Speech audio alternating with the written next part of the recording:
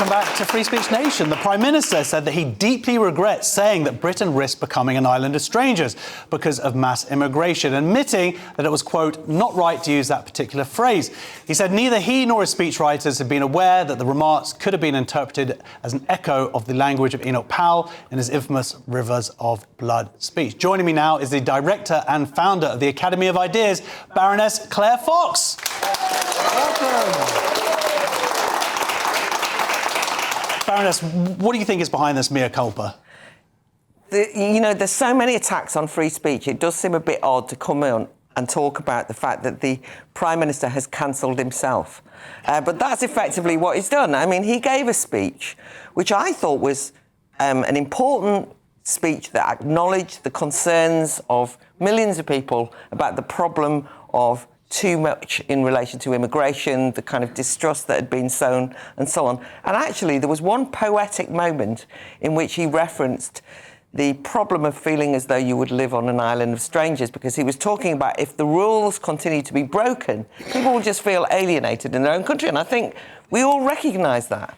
There's then a backlash, and any of the audience will know, anyone who's watching at home or here in the studio, that when they turn on you, it's pretty vicious, right? So there's like they're all saying, Enoch Powell, you are a racist, and all the rest of it. And actually, it's usually Starmer saying that, so it was a bit unusual. But they were saying it to him. And he stuck with the speech. And then he is now, and I think it's disgraceful but insightful, that he's basically dobbed in his speechwriter by saying, oh, when I gave that speech, I hadn't really read it.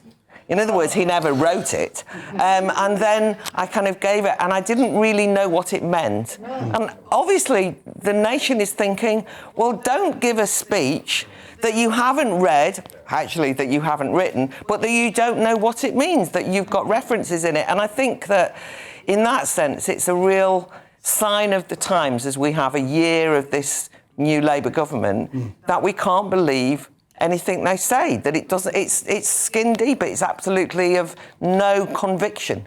Yeah, I mean, I thought when the speech came out, I didn't make that connection with Enoch Powell, and I thought, okay, he seems like he gets it. Like there is an issue here, and he seems to understand, and it was very different, of course, from what happened, the kind of rhetoric that he was putting out last summer. So it felt like, OK, maybe he's starting to see that the issue here isn't that most of the country are actually a big bunch of racists, but are concerned about uncontrolled migration in this country. I think that what we can see here is that there is undoubtedly a group of people in Number 10, and the name that keeps being floated around is Morgan McSweeney, one of his advisors, who is trying to get the government to have a certain intuitive feel for the way that the country are tearing their hair out. And that's what this speech represented. By the way, I don't think that anybody who heard it immediately thought Enoch Powell, because with the exception of a few sort of hardcore actual racists, most people haven't studied the Enoch Powell Rivers of Blood speech word by word and recognised that phrase. And so, as I say, it was a kind of poetic phrase. He's now actually linked that phrase to Enoch Powell, and therefore linked a speech about the government's commitment to taking on the issue of mass migration to Enoch Powell, which basically means that he is saying that if you're concerned about mass migration, immigration, that you are swimming around in the Enoch Powell kind of waters. And that's very dangerous for those of us who are trying to seriously raise the issue. I think as well, I don't know about you, but it's the gaslighting that does my head in. I mean, you know that film, the Hitchcock film, I think 1940 or whatever, where a woman is made to feel as though she's going berserk or mad because her husband is dimming the lights all the time and, you know, turning the gas lights down. But I mean, how many times does this Prime Minister look us in the face and say, I absolutely, adamantly, we are not going to have a national inquiry on grooming gangs because we don't need to. And anyone who says so is hanging on the coattails of the far right. And carries on and carries on. All of the U-turns has been the same. We absolutely will not U-turn on the issue of welfare cuts. And then he breezes out as though he's always thought this and says, it's absolutely essential that we have a national inquiry on the grooming gangs. And he looks you in the eye, and all the ministers do this in the House of Lords to me, as though I haven't been the one saying that, and say, stop, what is wrong with you? We are now committed to. And I think that this speech is one of those ones in which they stuck with the speech, now they've moved away from it, and it's no wonder that people are tearing their hair out. And I do feel as though one of the problems with politics today, I've just been listening to your interview, by the way, which was an excellent interview about the whole burqa issue. I remember when Boris Johnson wrote an article in 2018 comparing the burqa to women wearing the burqa to letterboxes. I mean, it was a typical, if you remember, typical Boris Johnson, you know, kind of way with words, right?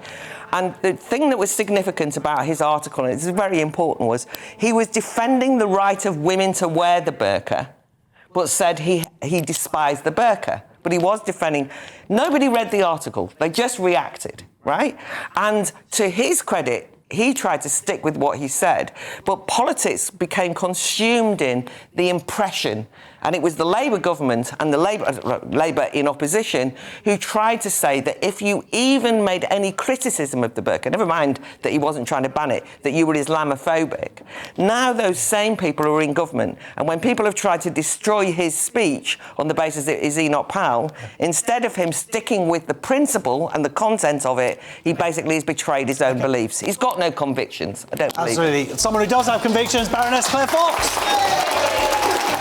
It's been one of the hottest days of the year today, and my next guest has been making the most of the sunshine. To do the thing that all of those women cannot do. Which one is to tell you to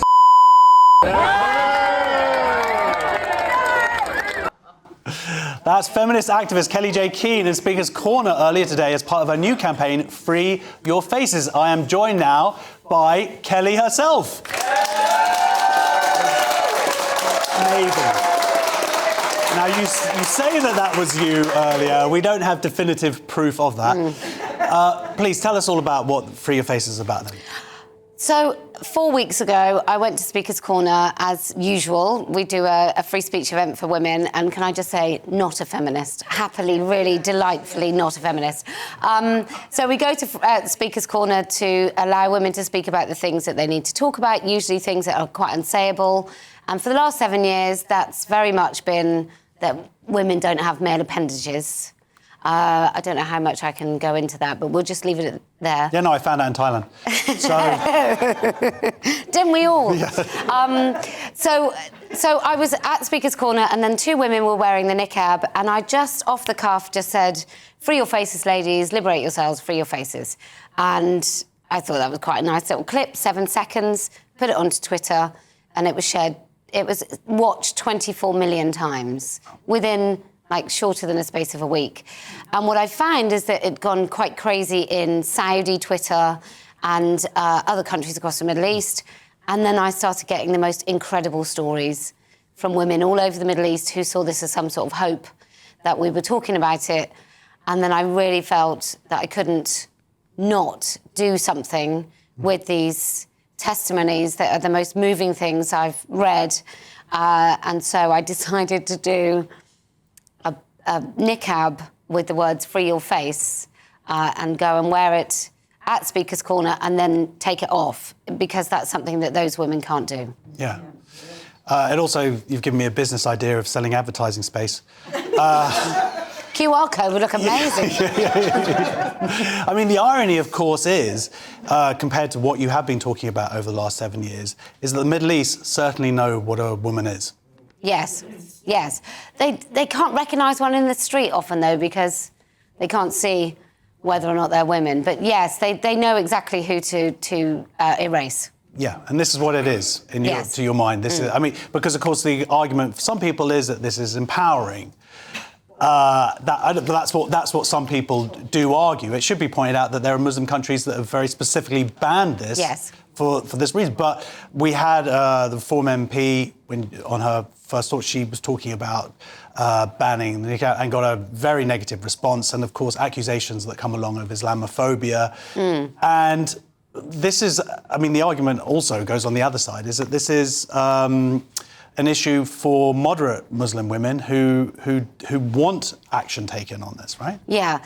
Well, look, I think we can say Islamophobia like transphobia, and we can all worry about accusations like that. And I just choose not to, because I see Muslim women as much of a human being as I am.